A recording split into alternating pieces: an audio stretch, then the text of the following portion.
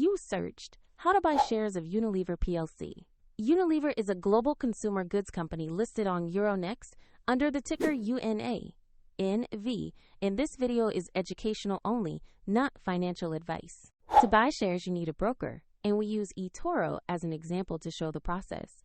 After registering, you will need to verify your account, usually with an identity document, and add funds to trade. Use the platform search bar and type the ticker UNA.NV to locate the Unilever listing, then select the Euronext result to ensure you have the correct share. On the asset page, check the basic company information and review the price chart to confirm it is Unilever PLC, making sure the exchange is Euronext and the ticker shows UNA.NV. To invest, click Invest. Enter the amount you want to purchase.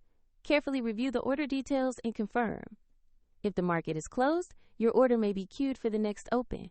And if you do not have enough funds, the platform will prompt you to add them before completing the purchase. Your position will appear in your portfolio where you can monitor it, and for more detail, there is a link in the description.